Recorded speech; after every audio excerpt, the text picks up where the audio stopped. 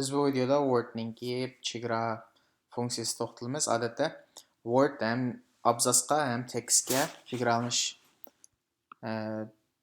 funksiyasini ta'minlagan. Biz burun qitim masalan xatninkini ham o'rganmoqchi bo'lsak, mana cheksaklam qanday xat o'zi bir chegaraning ichiga, kontekstning ichiga kiradi degan shunaqa.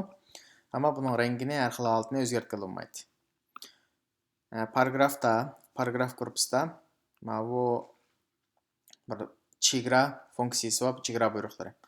Bunun ichida o'zimizning ehtiyoj asosan ham tekstni, ham xatlarni demoqchi. Ham shu abzas bo'yicha tanishlaymiz. Odatda masalan qaraydigan bo'lsak, masalan birinchisi ingliz xatni o'qimsanglarmi, mana shakl va siziqning chegarani ko'rsatgan. Masalan, mana birinchisi qarasang, eng ostida siziq bor, bu degan gap ostida chegara bor degan gap. Ikkinchisi ustida chegara, uchinchisi qarsangiz sol, mana sol tarafda siziq bor. To'rtinchisi o'ng. Mush har xil masalan mana ham yer chegara bor demoqchi. Ba'zida mavzu yozgan chaqda, masalan mavzuning ostiga bir xat qo'yib qo'yganini ko'rgan bo'lishingiz mumkin. Shunaqa. Men mavzu onadikin ostiga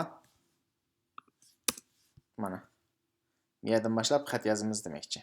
Endi masalan ma'ning ichini bir chegaraning ichiga o'tmoqchi bo'lsak, buning ichida all borders hammamiz qanday chegaraning ichida biz ma'ning ichidan qarab ustini lamab qo'ymoqchi bo'lsak-chi.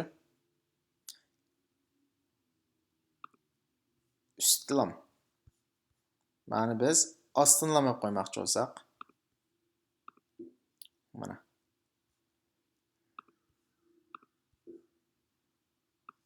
mana solni lamamoqchi bo'lsak,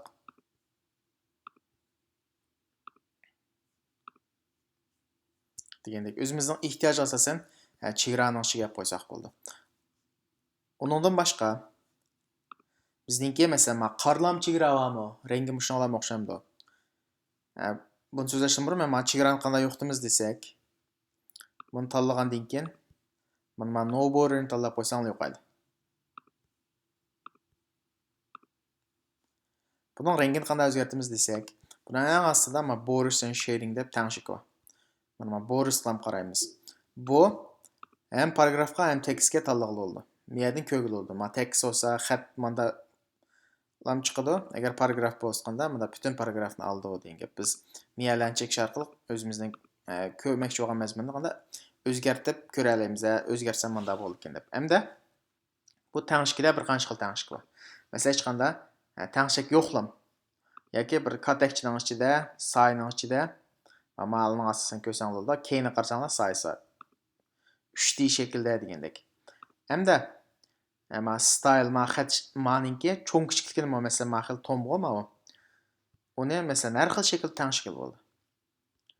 3 xat shaklda yoki ma shaklda o'zimizning ehtiyojimizdan tanishsak bo'ldi. Masalan, ma shaklini tanlab qo'y, anadagi rangni masalan qizil rang tanlab qo'y, o'zimizning rang ehtiyojimizdan tanishkil bo'ldi.